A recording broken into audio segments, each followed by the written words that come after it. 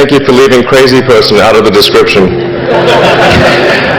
So I thought, I was trying to think, what is the most useful thing that I could, what could I say that could actually be helpful or useful to you in the future? And I thought I'd perhaps tell the story of how I sort of came to be here. How did some of these things happen? And maybe there's some lessons there, because I often find myself wondering, how did this happen? So when I was young, I didn't really know what I was going to do when I got older. People kept asking me, but then eventually I thought that the idea of inventing things would be really cool. And the reason I thought that was because I read a quote from Arthur C. Clarke, which said that a sufficiently advanced technology is indistinguishable from magic, and that's really true. If you go back, say 300 years, the things that we take for granted today would be you'd be burned at the stake for. Being able to fly, that's crazy. Being able to see over long distances, being able to communicate, having effectively with the internet a group mind of sorts, and having access to all the world's information instantly from almost anywhere on the earth. This is stuff that really would be magic, or would be considered magic in times past. In fact, I think it actually goes beyond that, because there are many things that we take for granted today that weren't even imagined in times past. They weren't even in the realm of magic. So that it actually goes beyond that.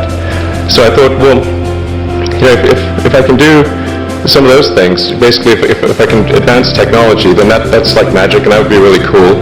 And I also had sort of a slight existential crisis, because I was trying to figure out what does it all mean? Like, what's the purpose of things?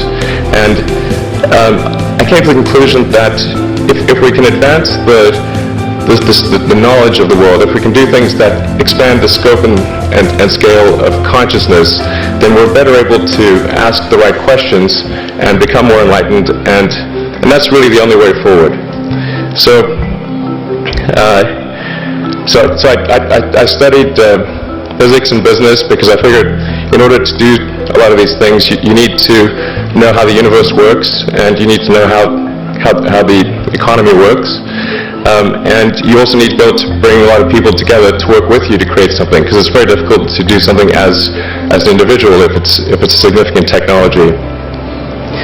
So I originally came out to California to try to figure out how to improve the energy density of electric vehicles, basically to try to figure out if there was an advanced capacitor that could serve as an alternative to batteries. And that was in '95, and that's also when the internet started to happen. And I thought, well, I can either pursue this technology where success may not be one of the possible outcomes, which is always tricky, or participate in the internet and be part of it. So I decided to drop out. Now, fortunately, we're past graduation, so I can't be accused of recommending that to you. So did some internet stuff. Did a few things here and there. One of which was PayPal. And I think maybe it's helpful to say one of the things that was important then in the creation of PayPal was kind of how it started, because initially the initial thought with PayPal was to create an agglomeration of financial services, so to have one place where all your financial services needs would be seamlessly integrated and work smoothly. And then we had like a little feature which was to do email payments. And whenever we'd show the system off to someone, we'd show the hard part, which was the agglomeration of financial services, which was quite difficult to put together. Nobody was interested. Then we'd show people email payments, which was actually quite easy, and everybody was interested. So this is, I think it's important to take feedback from your environment. You want to be as closed loop as possible. And so we focused on email payments and really try to make that work, and that's what really got things to take off. But if we hadn't responded to what people said, then we probably would not have been successful. So it's important to look for things like that and focus on them when you see them, and you correct your prior assumptions. And then going from PayPal, I thought, well, what are some of the other problems that are likely to most affect the future of humanity? It really wasn't from the perspective of what's the rank-ordered best way to make money, which is okay, but it was really what I think is going to most affect the future of humanity. So I think the biggest terrestrial problem we've got is sustainable energy, both the production and consumption of energy in a sustainable manner. If we don't solve that this century, we're in deep trouble. And then the other one being the extension of life beyond Earth to make life multiplanetary. So that's the basis for. The latter is the basis for SpaceX, and the former is the basis for Tesla and SolarCity. And when I started SpaceX, initially I thought that, well, there's no way one could possibly start a rocket company. I wasn't that crazy. But then I thought, well, what is a way to increase NASA's budget? That was actually my initial goal. So I thought, well, if we can do a low-cost mission to Mars, something called Mars Oasis, which would land seeds with seeds and dehydrated nutrient gel, and you hydrate them upon landing, and then you'd have this great sort of money shot of green plants on a red background. And the public tends to respond to precedents and superlatives, and this would be the first life on Mars, the furthest that life's ever traveled, as far as we know. And I thought, well, that would get people really excited, and therefore increase NASA's budget. So obviously the financial outcome from such a mission would probably be zero. So anything better than that was on the upside. So I actually went to Russia 3 times to look at buying a refurbished ICBM. Because that was the best deal. And I can tell you it was very weird going there in late 2001, 2002, going to the Russian rocket forces and saying, I'd like to buy 2 of your biggest rockets, but you can keep the nuke. That's a lot more. And that was 10 years ago, I guess, so they thought I was crazy, but I did have money, so that was okay. And after making several trips to Russia, I came to the conclusion that actually my initial impression was wrong about because my initial thought was, well, that there's not enough will to explore and expand beyond Earth and have a Mars base and that kind of thing. But I came to the conclusion that was wrong.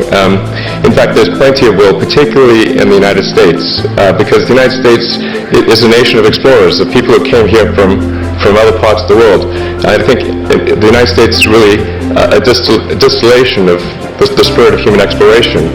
So, but if people think it's impossible, then, or it's going to completely break the federal budget, then they're not going to do it.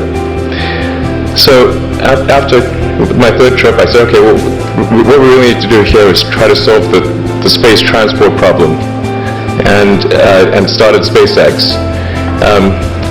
This was against the advice of pretty much everyone I talked to. But one friend made me sit down and watch a bunch of videos of rockets blowing up. Let me tell you, he wasn't far wrong. It was tough going there in the beginning because I'd never built anything physical. I mean, I built like little model rockets as a kid and that kind of thing, but I never had a company that built anything physical. So I had to figure out how to do all these things and bring together the right team of people, and so we did all that and then failed 3 times. it was tough going. Because the thing about a rocket is that the passing grade is 100%. And you don't get to actually test the rocket in the real environment that it's going to be in. So I think the best analogy for rocket engineering is like if you want to create a really complicated bit of software, you can't run the software as an integrated whole, and you can't run it on the computer it's intended to run on. But the first time you put it all together and run it on that computer, it must run with no bugs. That's basically the essence of it. So we missed the mark there. The first launch, I was picking up bits of rocket near the launch site. It was a bit sad. But we learned with each successive flight, and were able to, eventually with the fourth flight in 2008, reach orbit. And that was also with the last bit of money that we had. So thank goodness that happened. I think the saying is fourth time's the charm. So we got the Falcon 1 to orbit, and then began to scale that up to the Falcon 9, which is about an order of magnitude more thrust. It's around 1 million pounds of thrust, and we managed to get that to orbit, and then developed Dragon spacecraft, which recently was able to dock and return to Earth from the space station. That was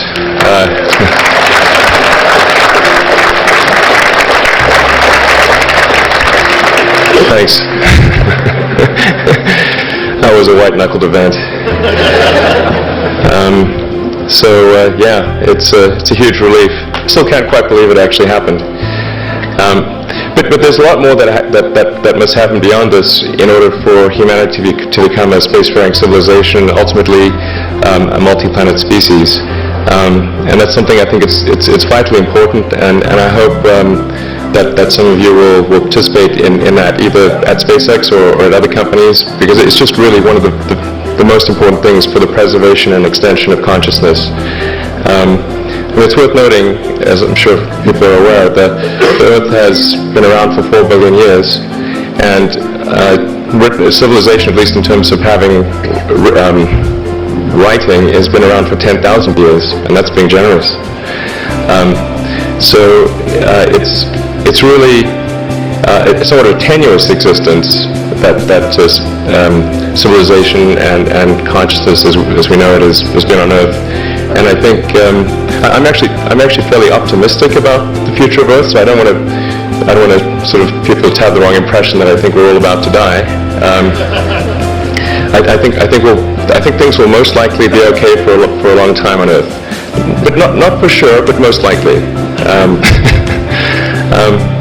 But even if it's sort of 99% likely, a 1% chance is still worth spending a fair bit of effort to ensure that we've backed up the biosphere, planetary redundancy, if you will.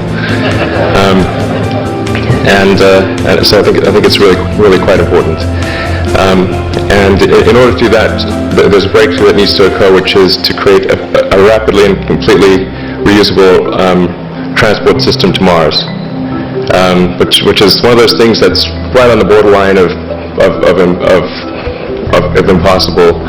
But that's sort of the thing that we're going to try to achieve there with SpaceX. And then on the Tesla front, the goal with Tesla was really to try to show what electric cars can do, because people had the wrong impression. We had to change people's perception of an electric vehicle, because they used to think of it as something that was slow and ugly and had low range, kind of like a golf cart. So that's why we created the Tesla Roadster, to show that you can be fast, attractive, and long range. And it's amazing how even though you can show that something works on paper, and the calculations are very clear, until you actually have the physical object and they can drive it, it doesn't really sink in for people. And so that I think is something worth noting. If you're going to create a company, the first thing you should try to do is create a working prototype. Everything looks great on PowerPoint. You can make anything work on PowerPoint. But if you have an actual demonstration article, even if it's in primitive form, that's much more effective for convincing people. So we made the Tesla Roadster, and now we're coming out soon with the Model S, which is a four-door sedan. Because after we made the Tesla Roadster, people said, oh, sure, we always knew you could make a car like that. It's an expensive car, and it's low volume, and it's small and all that, but you couldn't make a real car. Like, okay, fine, we got to make that too. So that's coming out soon. Yeah, so that's the, I think where things are, and hopefully there's some lessons to be drawn there. But I think the overarching point I want to make is that you guys are the magicians of the 21st century. Don't let anything hold you back. Imagination is the limit, and go out there and create some magic. Thank you.